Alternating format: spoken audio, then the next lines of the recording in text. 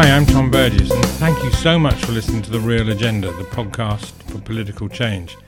Now today, we're going to be talking about democracy and how it's not serving the people. We have politicians representing us that seem to be more fixated on the party than they do on the people they represent. The people want to see change to a more compassionate and just society. We want poverty minimised, pay increased, housing costs reduced, public services improved, the planet protected, and yet that is not being delivered. One argument is there is no money available unless we raise taxes, but it is who we raise the taxes from that is the answer. Right now, we have the already rich getting richer and extracting wealth from our economy, which could have been spent by and for the hard-pushed majority, especially the 14 million in poverty.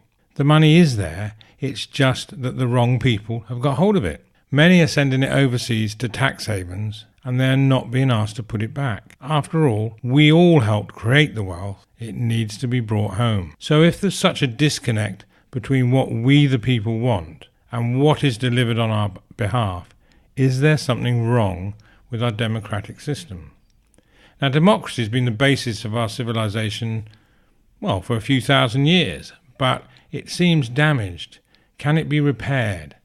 Has our lack of a written constitution in the United Kingdom mean that it's no longer fit for the 21st century, as it needs to be made to work for all of us? Now, to get answers to this, I went to an organisation called Unlock Democracy, which campaigns for a more participatory democracy in Britain. I spoke with Sarah Clarke and started by asking her what was the problem with our democracy. The democratic damage that we're seeing in the UK has arisen as the result of a systemic power imbalance that's baked into the foundations of British democracy.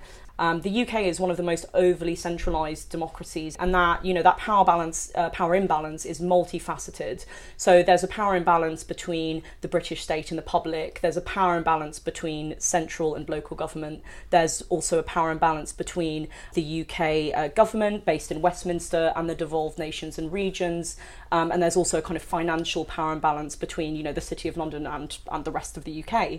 It's really about who has power and how is that power being used. From Unlock Democracy's perspective, essentially what has happened is with this huge over-concentration of power, the political establishment is able to work to preserve and extend their own interests and act on the interests of the economic elite, who can exert influence through, say, political donations, through extensive amounts of money spent on lobbying, and there is no sufficient counterbalance in terms of accountability. The public are essentially disarmed from holding the politicians to account. And this really comes down to the rules of the game, the rules of our democracy. And this is a foundational question, so you really need to look at, the British Constitution. From our perspective, that's kind of really where the democratic decay that we're seeing is arising from. It's from the rotting foundations of the British Constitution. So it may seem quite abstract to talk about the British Constitution because in the UK, we don't have a codified or written constitution. We'll come back to some of those points in a minute, of course, and particularly the written constitution, but just with regards to what we call here the real agenda, how it affects people on a day-to-day basis, the issues of inequality, unaffordable housing, low wages and so on. How does this lack of democracy or damaged democracy impact on that? If you're looking at the foundations of our constitution, one of the key problems with the uncodified constitution is that it's incredibly complex. So essentially, if you're a political insider, you understand the rules. And if you're a member of the public, you don't really understand the rules. So the political establishment is really emboldened to overreach. So I think the Home Office is a really kind of good example of this. You see the Home Office routinely breaking the law, routinely going against what is, UK law and international law to deport people who are disabled. If you look at the Windrush scandal, for example, there are legitimate British citizens being deported from this country because we have a government department that is emboldened to overreach. They are confident that they can use their power against citizens, and there is very little recourse to justice. So it's not so much that it's technically illegal. Yeah. The issue in the UK is that it is on every front that the government can overstep. On every front, it is for the political establishment to decide what the rules are, and so the public are constantly on the back foot. You look at the kind of the policies that have been rolled out as a result of austerity. So you have really dehumanizing practices that, you know, people living with disabilities are put through in order to get the welfare that they're entitled to. You look at the universal credit rollout, for example, how that's moving to a kind of digital first system. At the same time, the government is removing computers from libraries across the country. The public are essentially systemically disadvantaged and have very little recourse to justice. And actually, I think I want to come back to austerity more broadly, because you can look at austerity as an economic program, which I think the jury's in that austerity has had a hugely damaging effect on the UK economy. I think it was analysis by the New Economics Foundation that's found that austerity has suppressed UK economic growth by £100 billion. So I mean, austerity really was a political project to restructure the state. It was a political project that has seen the systematic hollowing out of democracy. You know, you look, for example, at the cuts to legal aid, and there is essentially a two-tier justice system now, where if you are rich, you can afford access to the justice system, and if you're poor, it's kind of it's a coin toss as to whether or not you're going to be able to access the justice system. And you know, what austerity has done is essentially restructured the British state such that we no longer really have a functioning welfare system. We no longer really have a social safety net. You know, the state is essentially there to provide welfare assistance to corporations like Carillion and Interserve, who kind of feed off public finances, collapse, and then the taxpayers pick up the project. And you know, all the while there are shareholders who are reaping, you know, probably millions and millions in dividends. And this was a central part of George Osborne's, I think he called it the New Settlement circa 2015, where he essentially said, look, you know, I'm going to enact these welfare reforms, and what we're going to do is we're going to cut corporation tax, we're going to cut tax that individuals pay, and as a result of that, we're going to have a smaller welfare state, but you know, corporations and businesses, you know, it's going to be their responsibility to look after workers. And obviously, you know, this was sold to the public as corporations going to be paying less tax, but that tax cut is then going to be fed back into workers in terms of potentially training, higher wages, and this sort of thing. And we haven't seen, you know, workers being trained more. We haven't seen wages rising. Wages have been stagnant, and you know, successive budgets have seen the average person worse and worse off, while the richest in society are benefiting hugely and seeing their wealth grow. So what we're finding is that what people want and what our politicians are doing for us, there's a significant mismatch. So what do you think about that? Is that actually because democracy's fallen apart? So democracy is fundamentally not delivering for people, because the interests of the political establishment are so skewed, and there are kind of no constitutional constraints at the moment as to what they can do with the power that they have. I think climate change is a really interesting example here to show it's not a case that the political establishment is just, you know, not delivering on what the public wants. They're actually delivering for the economic elites and in the interests of the economic elites. The British public believes that climate change is man-made and they want the government to take action on it. I think it was polling commissioned by Client Earth showed that a majority of the British public think that fossil fuel companies whose products contribute directly to climate change should be made to pay for damages for their role in contributing to global warming. That's 71% of the public. The polling also showed that a vast majority of the public think that the UK government must do more to help prepare for and adapt to climate change. That's 62% of the public, right? So we have a public consensus, a clear public consensus that the government should be taking action on climate change. What is the government actually doing? It's not that the government is just not taking action. They are acting in the interest of the economic elite to almost speed up climate change. So, for example, in the same week that the IPCC report was published that said, you know, we have 12 years to act on climate change, this is really urgent, the government cut subsidies for hybrids and electric cars. Previously, they removed a question about fracking from the business department survey because, essentially the public was saying we don't want fracking to happen, and the government didn't like that answer. The government has also banned subsidies for wind farms, even though their own research said that this was the cheapest form of renewables. And that ban essentially crippled the industry. It led to a 94% decline in planning applications. And 2/3 of the public support wind farms, according to 2018 polling by YouGov. The government also gives, I think, 10.5 billion annually to the oil and gas industry in subsidies. Ban Ki-moon, the former Secretary General of the United Nations, wrote an open letter to Theresa May, essentially calling on the UK to take action on their commitments to acting on climate change. And he pointed out that between 2010 and 2014, UK Export Finance provided more than 99.4% of its energy finance to fossil fuels and less than 1% to renewables. So, I think if you look at issues like inequality, climate change, the kind of slow marketisation of the NHS, growing homelessness, growing poverty, growing child poverty as well, it's very easy to think that the government is just not taking action, but I think you also have to look at, who's benefiting from what the government isn't doing. Because there are people that are benefiting.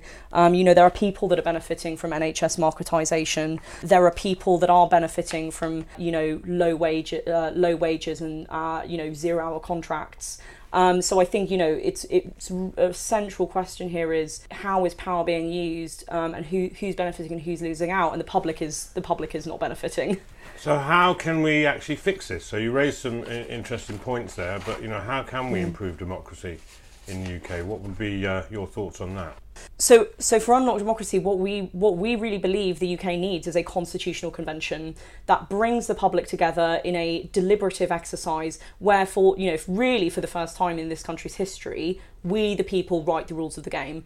We the people come together to decide what kind of society we want to live in, what the government can and can't do in our name, what rights do we want protected, what is our vision, and what are our values. One of the kind of real positives to having, a constitutional convention is there have been incredible innovations in deliberative democracy in the past 30 years. And these innovations are being adopted and tested all around the world to kind of great success. You look, for example, at Madrid City Council, that's recently established a permanent deliberative body, which has kind of annually rotating groups of a kind of jury-style selected citizens that can, monitor what Madrid City Council's doing and make recommendations about improvement. You look at Canada, where 1 in 60 citizens has been invited to participate in a deliberative assembly. You look at Belgium. One of the regional parliaments has just established a permanent citizens' assembly that will sit alongside 3 yearly citizens' assemblies. So these, around the world, many democracies are kind of responding to what is a kind of global discontent with the way that the model of representative democracy is working or not working. So do you have any sort of maybe some quick fixes or things that could be sorted out? So I don't think that there are quick fixes. I don't think there are quick wins. This is really a foundational issue with the way that democracy in the UK is set up. You can take a short-term perspective. So you could say, if a different party gets elected, things will be better. If a certain outcome happens with Brexit, things will be better. You need to take a long view and kind of see that political disengagement, political disillusionment in the UK is not something that has happened in the last 3 years. It's not something that's happened in the last 10 years. It might have got worse in the last 10 years, but this is a long-term trend of voters, withdrawing themselves from participating in elections, from engaging with the mainstream political parties. This is a really long-term trend, and it is to do with the foundations of our democracy not being set up to deliver for the public. And so there's no quick fix. We need a constitutional convention, and we need the public to decide what the rules of the game are. So what can we the people do to make things better?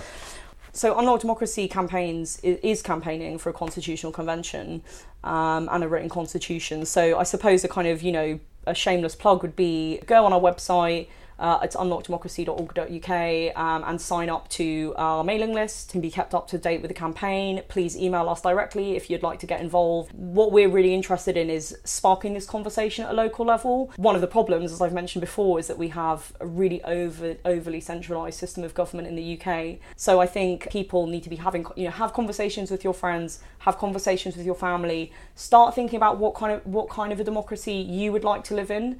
Let's not be constrained by what's gone before us. Democracy is just a construct and we can construct it differently. So start having conversations, get in touch with us. Unlock Democracy is really interested in hearing from people who have been kind of at the harsh end of democracy. So, if you've been campaigning to get, your council to address a particular issue, and you've come up at the hard end of it and you've not been able to kind of get anything done, we'd be really interested in hearing your stories. So kind of please get in touch, and we'd like to set up interviews and and that sort of thing. Okay, that's great, Sarah. Thank you very much for that, and best of luck in your campaign. Right. That was Sarah Clarke from the campaigning group Unlock Democracy. You can find out more at unlockdemocracy.org. Now, I often say that while money brings power in the UK, it's not nearly as bad as in the USA, based on my experience having spent some time involved in American politics, where the donors are the constituents. So there's more on this actually in our first American edition, which was episode 11 of The Real Agenda, and that was entitled Money and Power. However, when you look at the UK government cutting subsidies for hybrids and wind farms, allowing fracking and still giving heavy subsidies to oil and gas industries, we're reminded that the UK is far from clean on this issue. There is a huge mishmash. There's a huge mismatch from what the public wants and what the public gets. 71% of the public think fossil fuel companies should pay for the damage. 62% believe the government should do more on climate change. But it's, in fact, many policies are making matters worse. And then 52% voted to leave the European Union. And everything stops while their wishes are fulfilled. Yes, I realise one was a poll and the other was a formal advisory vote, but hopefully you can see the point. Certainly on these issues, government action would not pass the compassion test proposed by the organisation Compassion in Politics, which featured in episode 22 of The Real Agenda, which proposes we must not allow legislation that would amount to making life worse for future generations over the current generation. So how do we fix this mismatch? As has been suggested, to have a constitutional democracy, then we the people need to write the rules and develop a more deliberative democracy, which was discussed when I spoke to Neil Lawson of Compass in episode 9. It certainly seems that a written constitution might be a step in the right direction. We do, of course, need urgent action on the burning injustices, and there is no reason why some of these